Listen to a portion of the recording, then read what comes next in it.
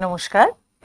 পশ্চিমবঙ্গ সমগ্র শিক্ষা মিশন, বিদ্যালয় শিক্ষা বিভাগ, পশ্চিমবঙ্গ সরকারের উদ্যোগে আয়োজিত বাংলার শিক্ষা ক্লাসরুম 2024-এ সবাইকে স্বাগত। আমি শ্রীলা বিশ্বাস, সহশিক্ষিকা, বেথুন কলেজিয়েট স্কুল। আজ ক্লাস 6-এর বিজ্ঞান বিষয়ে বল এবং শক্তির প্রাথমিক ধারণার প্রথম পর্ব নিয়ে এসেছি। ক্লাস 6 এটি তোমাদের ষষ্ঠ অধ্যায়, যেখানে আমরা বল, আজকে প্রথম অধ্যায় আমরা বল বিষয়ে আলোচনা করব। বল কি, বল কত রকমের, বল কোথায় প্রয়োগ করলে কি ঘটনা ঘটে, সেগুলোই হচ্ছে আমাদের আজকের এই পর্বের আলোচ্য বিষয়। চলো শুরু করি। দেখো, আমরা প্রথমেই স্থিতি এবং গতি কাকে বলে সে ব্যাপারে একটু জানবো। কোনো বস্তু যখন সময়ের সাপেক্ষে নিজের অবস্থান অপরিবর্তিত রাখে তাকে আমরা বলি স্থির বস্তু। যেমন ধরো, আমি এই যে তোমাদের সামনে বসে রয়েছি, সময় চলে যাচ্ছে, আমি একই জায়গায় বসে রয়েছি, অর্থাৎ আমি এই মুহূর্তে স্থির বস্তু এবং আমার যে অবস্থা তাকে বলা হয় স্থিতি। আর সময়ের সাপেক্ষে কোনো বস্তু যদি তার অবস্থানের পরিবর্তন করে তখন তার পারিপার্শ্বিক যে অবস্থা সেটাও পরিবর্তিত হয়ে যায়, তখন সেই বস্তুকে বলা হয় গতিশীল বস্তু এবং সেই বস্তুর অবস্থাই হচ্ছে গতি। যেমন এই যে একটা ছবি তোমাদের চোখের সামনে রয়েছে, যে স্কুল বাড়িটি রয়েছে সেটি হলো স্থির বস্তু এবং যে বাচ্চাটি এগিয়ে চলেছে, হেঁটে চলেছে, মর্নিং ওয়াক করছে, সে হলো গতিশীল বস্তু। ঠিক একইভাবে এই যে ছবিটা, যেখানে গাড়িটি একটা জায়গা থেকে আরেকটা জায়গায় চলে যাচ্ছে, সময়ের সাথে সাথে তার অবস্থানের পরিবর্তন ঘটছে, এটি একটি গতিশীল বস্তু এবং চারপাশে যে গাছপালা রয়েছে তারা হলো স্থিতিশীল বস্তু। আবার দেখো, এখানে যে বাচ্চাটি সাইকেল চালাচ্ছে তার মধ্যে গতি রয়েছে আর বাড়িটি হলো স্থির বস্তুর উদাহরণ। ঠিক তেমনি ভাবে পাখিদের উড়ে যাওয়া বা জলের এক জায়গা থেকে আরেক জায়গায় বয়ে চলা, এটা হচ্ছে গতির উদাহরণ। তেমনি নৌকা এক জায়গায় স্থির রয়েছে বা পাহাড় সে যে স্থির রয়েছে, এটি স্থিতিশীল বস্তুর উদাহরণ। এবার আমরা আপেক্ষিক স্থিতি এবং আপেক্ষিক গতি এই ব্যাপারটি নিয়ে একটু বলবো। দেখো, আমার সামনে যে ছবি দুটো রয়েছে, একটি ছেলে সে ট্রেনের বাইরে থেকে ট্রেনকে কেমনভাবে দেখে, আর সে যখন ট্রেনের ভেতরে থাকে তখন ঠিক তার আশেপাশের অবস্থাটা সে কেমন দেখে সেটা নিয়ে একটু ভাবি। এই অবস্থাটি আমাদের জীবনে অনেকবার এসেছে। আমরা যখন বাসের মধ্যে থাকি বা বাসের বাইরে থাকি, তখন বাসের বাইরে যখন রয়েছে এই যে ছেলেটি রয়েছে, দেখো এই ছেলেটি স্থির হয়ে দাঁড়িয়ে রয়েছে, তার সামনে দিয়ে ট্রেনটি চলে যাচ্ছে, তার কাছে সে স্থির এবং ট্রেনটি একটি সচল বস্তু। তার বাঁ পাশে থাকা একটি গাড়ি বা একটি ট্যাক্সি, সে কিন্তু স্থির। এইবার এই ছেলেটি যখন ট্রেনের মধ্যে থাকবে তখন সে কি তার যে সিট, সে যে জায়গাতে বসে রয়েছে, সেই বসার যে জায়গাটা সেটা কি পরিবর্তিত হবে, বা তার পাশে বসা যে সহযাত্রী তার অবস্থানের কোনো পরিবর্তন হচ্ছে না। অর্থাৎ বাসের মধ্যে বা ট্রেনের মধ্যে বসে থাকা যাত্রীর অবস্থানের পরিবর্তন ঘটছে না এবং সে জানলা দিয়ে যখন দেখছে তখন তার মনে হচ্ছে জানলার বাইরে যে জগৎ রয়েছে, যে গাছ, পাখি, বাড়ি, মাঠ, জলাধার ইত্যাদি রয়েছে, তারা যেন পিছন দিকে সরে যাচ্ছে। অর্থাৎ তার কাছে সেই মুহূর্তে চলমান বস্তু হচ্ছে তার জানলার বাইরের জগৎ, আর সে নিজে স্থির।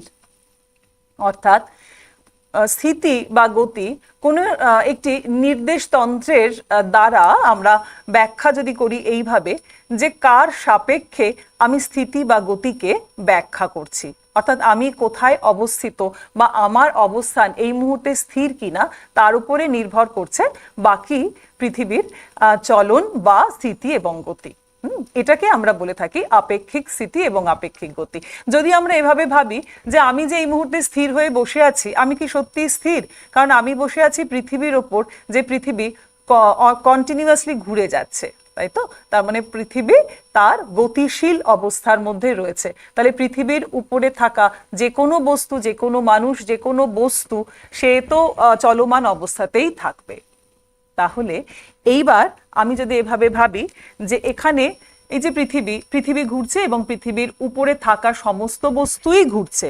ঠিক সূর্যের চারপাশে এভাবে যখন পৃথিবী ঘুরছে, পৃথিবীর উপরে থাকা যাবতীয় বস্তু যে চলমান অবস্থাতে রয়েছে, এটাকে আমরা তো বুঝতে পারি না।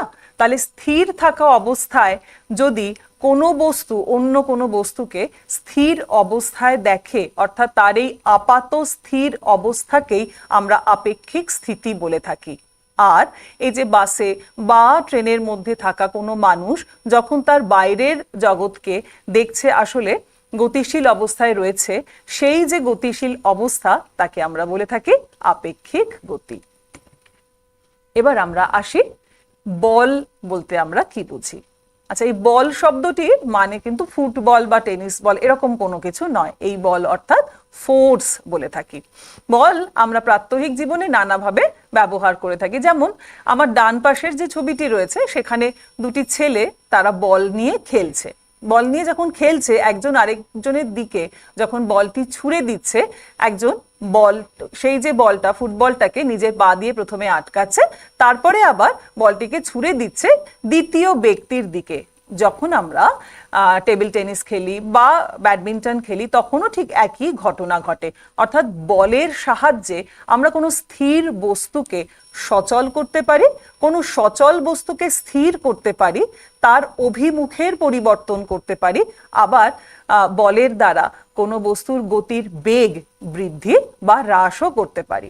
যেমন ধরো, তোমার দিকে একটা বল আমি ছুঁড়ে দিলাম, এবার তুমি সেটাকে হালকা করে আটকালে, তাহলে সেই বলের গতিটা কি হবে? আগের তুলনায় হালকা হয়ে যাবে, মানে হ্রাস পাবে। আর তুমি যদি বলটাকে একদম চেপে ধরো, তাহলে সেই বলটি কি আর গতিশীল অবস্থায় থাকবে না, তার গতি স্তব্ধ হয়ে গেল, বলটি স্থির হয়ে গেল। এবার দেখো, প্রাত্যহিক জীবনে আমরা এই টানা এবং ঠেলা, যেটাকে আমরা পুশ এবং পুল বলি, সেই ঘটনাটি কিভাবে ঘটে। টানা বলতে বুঝি কোনো বস্তুকে যখন আমি আমার নিজের দিকে টানছি, সেটাকে বলা হচ্ছে টানা। আর ঠেলা বলতে বুঝি আমার নিজের দিক থেকে কোনো বস্তুকে ঠেলে আমি দূরে সরিয়ে দিচ্ছি। অর্থাৎ কখনো যদি নিজের দিকে টানি, তাহলে তাকে বলছি টানা বা পুল, আর যখন সেটাকে দূরে সরিয়ে দিচ্ছি তাকে বলা হয় ঠেলা বা পুশ। উদাহরণ দেখি আমরা। যেমন ধরো, এই যে ছেলেটি তার জ্যাকেটের যখন চেনটা ওপরের দিকে তুলছে, অর্থাৎ কাছে নিয়ে আসছে, এটাকে আমরা বলছি চেনটা টেনে বন্ধ করো। তাহলে এটাকে বলা হয় এটি একটি টানার উদাহরণ। আবার যখন মোজা পরা হয় পায়ে, তখনও টানা, মানে নিজের দিকে টানা হয়। যখন আমরা দরজা খুলি, সেটাকেও আমরা পুল বা টানা বলি, দরজা টেনে আমরা খুলি। যখন আমরা ড্রয়ার খুলি বা যখন আমরা কোনো তাক থেকে বই নামাই, তখন সেই ঘটনাগুলো টানার উদাহরণ। এবার আমরা ঠেলার উদাহরণ দেখি। যখন আমরা কোনো বলকে গড়িয়ে দিই, পাথরকে ছুঁড়ে মারি, বা শপিং মলে গিয়ে যখন এভাবে বাস্কেট নিয়ে সামনের দিকে এগিয়ে যাই, দরজা বন্ধ করি, যখন দোলনায় ঝুলন্ত শিশুকে বাবা দোল খাওয়ায়, বা নিচে যে দুটি বাচ্চা খেলা করছে, তারা একজন অপরজনকে গাড়ির মধ্যে রেখে সামনের দিকে ঠেলে দিচ্ছে, এই সবই হচ্ছে ঠেলার উদাহরণ। অর্থাৎ টানা বলতে বুঝি যখন আমরা নিজের দিকে কোনো বস্তুকে নিজের দিকে টানি, আর ঠেলা মানে বুঝি নিজের দিক থেকে যখন তাকে দূরে সরিয়ে দিই। এই দুটোই বলের জন্য ঘটে থাকে। এবার আমরা জানবো যে বলের প্রভাবে কি কি ঘটনা ঘটে। দেখো, ছবিতে একটা স্পঞ্জকে হাতের তালুর মধ্যে রেখে তাকে প্রেস করা হচ্ছে। তাতে কি হচ্ছে? তাতে ওই স্পঞ্জটির আকারের পরিবর্তন ঘটছে। তার যে আকারটা ছিল সেটা সংকুচিত হয়ে যাচ্ছে। ঠিক একইভাবে যখন আমরা গুলতির যে রাবার ব্যান্ডটি থাকে, সেটাকে যখন আমরা টানি, গুলতিতে রাখা যে পদার্থ তাকে ছুঁড়ে মারবো বলে, তখন কি হয়? রাবার ব্যান্ডের দৈর্ঘ্য বৃদ্ধি পায়, অর্থাৎ রাবার ব্যান্ডটি প্রসারিত হয়। আবার ঠিক একইভাবে এই যে একটা স্প্রিং রয়েছে, সেই স্প্রিংটাকে কন্টিনিউয়াসলি যখন আমরা নিচের দিকে প্রেস করছি, নিচের দিকে ঠেলছি, তখন কি হচ্ছে? ওর আকার সংকুচিত হচ্ছে। ঠিক আছে? তাহলে বলের প্রভাবে আমরা কি কি দেখতে পাই? বলের প্রভাবে আমরা দেখি বস্তু তার নিজস্ব আকৃতি বা আয়তন পরিবর্তন করতে পারে, বস্তুর প্রসারণ হতে পারে, বস্তুর সংকোচন হতে পারে। এই সবই হচ্ছে বলের প্রভাবে ঘটা দৈনন্দিন জীবনে আমাদের কিছু ঘটনা। শুরু করব যে অংশটি, সেটি হলো স্পর্শহীন বল। স্পর্শহীন বল বলতে আমরা যেটা বুঝি যে যখনই আমরা কোনো, এতক্ষণ যেটা দেখলাম যে যখনই আমরা কোনো বলের প্রয়োগ করব তখন সেই বস্তুটিকে আমি হয় সামনের দিকে ঠেলবো অথবা নিজের দিকে টানবো, এরকম, অর্থাৎ দুটো বস্তুর সংযোগে একটা মানে বল আমি দিচ্ছি। স্পর্শহীন বল যখন হবে তখন দুটি বস্তুর মধ্যে যে বল কাজ করবে অথচ তাদের মধ্যে কোনো রকম কোনো সংযোগ স্থাপন ঘটবে না। ঠিক যেমন এই যে চুম্বকটির ওপরে, চুম্বকটিকে যখন আমি ম্যাগনেটিক পদার্থ বা চৌম্বক পদার্থের ওপর দিয়ে নিয়ে যাচ্ছি তখন চৌম্বক পদার্থগুলো চুম্বক দ্বারা আকর্ষিত হচ্ছে। এখানে কিন্তু চুম্বকটিকে আমি স্পর্শ করাইনি, তা সত্ত্বেও এই যে আকর্ষণ বলের প্রভাবে এরা এর সাথে অ্যাটাচ হয়ে গেল, একসাথে যে সংযুক্ত হয়ে গেল, সেটাই হলো স্পর্শহীন বল। আবার যদি আমি পাশের স্প্রিং ব্যালেন্সটার কথা ভাবি, এই স্প্রিং ব্যালেন্সের মধ্যে আমি কি করেছি, একটি ওজন ঝুলিয়ে দিয়েছি। বা তোমরা তো দেখেছো যে গাছের থেকে ফল সবসময় মাটিতেই পড়ে। এটা কেন হয়? অভিকর্ষ টানের ফলে হয়। এই অভিকর্ষ টান কার দ্বারা সংঘটিত হয়? পৃথিবী দ্বারা। এই পৃথিবীর অভিকর্ষ যে টানের ফলে বস্তুরা নিচের দিকে এসে পড়ে। তো পৃথিবী তো সরাসরি এদেরকে আমি যেটা বলতে চাইছি সংযোগ স্থাপন করতে পারে না, তাই তো? এই ধরনের বলগুলোকে আমরা বলে থাকি স্পর্শহীন বল।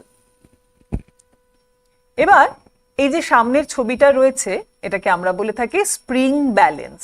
এই স্প্রিং ব্যালেন্সের সাহায্যে আমরা বস্তুর ওজনের পরিমাপ করি। ওজন বলতে কি বোঝায়? ওজন হচ্ছে ভর ইনটু অভিকর্ষজ ত্বরণ। ভর বলতে কি বুঝি? ভর হচ্ছে কোনো একটি পদার্থের মধ্যে মোট উপাদানের পরিমাণ, অর্থাৎ কোনো একটি বস্তুর মধ্যে কতটা উপাদান আছে সেটাই হচ্ছে তার ভর। এবার কোনো বস্তুকে, ওই বস্তুকে পৃথিবী যে অভিকর্ষজ টান দ্বারা নিজের দিকে আকর্ষণ করে সেটা হচ্ছে তার ওজন। তাহলে ওজন ইজ ইকুয়াল টু কি? মাস বা ভর ইনটু অভিকর্ষজ ত্বরণ। এবার তোমরা বাজারে যে ব্যালেন্সটা দেখতে পাও, যে তুলা যন্ত্রটা দেখতে পাও, সেটা দ্বারা বস্তুর ভর মাপি আর স্প্রিং ব্যালেন্সের সাহায্যে বস্তুর ওজন মাপা হয়। কেমন? দেখো এখানে যে ডান দিকে যে স্প্রিং ব্যালেন্সটা রয়েছে, সেই প্রথমে ওই স্প্রিং ব্যালেন্সে কোনো বস্তুকে আমরা ঝুলিয়ে দিইনি, কাঁটাটি 10 দাগের কাছাকাছি রয়েছে। এবার যখন একটি পাথরকে ঝুলিয়ে দিলাম তখন যে কাঁটাটি 100 দাগকে ছুঁলো, অর্থাৎ বস্তুর ওজন আমরা এই স্প্রিং ব্যালেন্সের সাহায্যে এইভাবে নির্ণয় করতে পারি। এবার আসি ঘর্ষণ বলে। আমরা একটা ছবি দেখতে পাচ্ছি, নিচে দেখো একটা বলকে গড়িয়ে দেওয়া হয়েছে। সেই বলটিকে গড়িয়ে দেওয়ার কারণে বলটি সামনে কিছু দূর অবধি গেল, তারপরে সেটি স্থির হয়ে গেল। আমরা যখন বল পড়েছিলাম তখন আমরা বলেছিলাম যে বল দিয়ে আমরা কোনো স্থির বস্তুকে সচল করতে পারি বা কোনো সচল বস্তুকে স্থির অবস্থায় আনতে পারি। আমি তো অন্যদিকে কোনো বল প্রয়োগই করিনি, তাই না? তা সত্ত্বেও বলটি যে থেমে গেল সেটির কারণ হলো এই ঘর্ষণ বল। যখন কোনো একটি বস্তুকে অপর কোনো একটি বস্তুর ওপর দিয়ে এভাবে চালনা করা হয় তখন ওই দ্বিতীয় বস্তুটি প্রথম বস্তুটির উপরে একটি বিপরীতমুখী বল প্রয়োগ করে, যে বল প্রয়োগের জন্য এই বস্তুটি একসময় থেমে যায়। কেমন? যেমন দেখো, এই যখন আমরা সাইকেল চালাই তখন আমাদের এই ঘর্ষণ বল কাজ করে। বা ধরো যদি আমরা দুটো হাতের তালুকে একসাথে ঘষি তখন দেখব যে হাতের তালু দুটো আগের তুলনায় গরম হয়ে গেছে। এটাই হচ্ছে ঘর্ষণ বল। ঘর্ষণ বল সম্পর্কে আমাদের কয়েকটা তথ্য মনে রাখতে হবে। যেমন ঘর্ষণ বলের ফলে কি হয়? কোনো বস্তু বাধা প্রাপ্ত হয়, তার গতির দিকে, তার চলার পথে এই ঘর্ষণ বল বাধা দেয়। আর কি মনে রাখবো? এটি একটি বিপরীতমুখী বল, অর্থাৎ বস্তু যেদিকে যেতে চাইছে ঘর্ষণ বল তার বিপরীতে কাজ করে। 3 নম্বর হচ্ছে ঘর্ষণ বলের ফলে তাপের উদ্ভব হতে পারে। ঘর্ষণ বল যদি মসৃণ তলের ঘর্ষণ বল আর এবড়ো খেবড়ো পথের ঘর্ষণ বলের মধ্যে যদি তুলনা করা হয়, তাহলে মসৃণ পথের ঘর্ষণ বল কম হয়। অর্থাৎ সাইকেল চালিয়ে তুমি যদি এমনি রাস্তার উপর দিয়ে হাঁটো, মানে অপেক্ষাকৃত মসৃণ রাস্তার উপর দিয়ে হাঁটো, আর যদি পাথর রাখা পথের উপর দিয়ে হাঁটো, তাহলে তোমার কষ্ট কোথায় বেশি হবে? যেখানে এবড়ো খেবড়ো পথ, যেখানে পাথর নুড়ি ইত্যাদি রয়েছে সেখানে, অর্থাৎ সেখানে ঘর্ষণ বলের পরিমাণটা অনেকটাই বেশি। ঘর্ষণ বল নির্ভর করে বস্তুর ভরের উপর। যদি ভর বেশি হয় তাহলে ঘর্ষণ বলের পরিমাণও বেশি হয়। ঘর্ষণ বল বস্তুর ক্ষয়ের জন্য দায়ী, অর্থাৎ বারবার ঘষা লেগে বস্তুটি ক্ষয়ে যেতে পারে। এই কটি তথ্য ঘর্ষণ বলের ক্ষেত্রে আমরা মনে রাখবো। তাহলে কি ঘর্ষণ বলের শুধুই অসুবিধা? কিছু সুবিধা কি পাওয়া যায় ঘর্ষণ বল থেকে? পাওয়া যায়। যেমন যখন আমরা হাঁটি তখন এই ঘর্ষণ বলের জন্যই আমরা পড়ে যাই না। অর্থাৎ খুব বেশি মসৃণ তলের উপর দিয়ে যদি আমি হাঁটতে চাই, আমি কি হাঁটতে পারবো? না, আমি কিন্তু পড়ে যাব। বা যখন লেখার সময় ঘর্ষণ বলের জন্যই কলম দিয়ে বা পেন্সিল দিয়ে আমি খাতার উপরে আঁকতে পারি, লিখতে পারি, বা ইরেজার দিয়ে পেন্সিলের দাগ মুছতে পারি। গাড়ি যখন চলে তখন যে ব্রেক কষে আমরা নিজেদেরকে সুরক্ষিত রাখি, সেটা কিন্তু এই ঘর্ষণ বলের জন্যই। এই হলো আমাদের আজকের অংশ, বল এবং শক্তির প্রাথমিক ধারণা, যার বল অংশটুকু আজকে আমরা আলোচনা করলাম। আমাদের দ্বিতীয় পর্বে আমাদের আলোচ্য বিষয় হবে শক্তি। আজ এই অবধি, নমস্কার।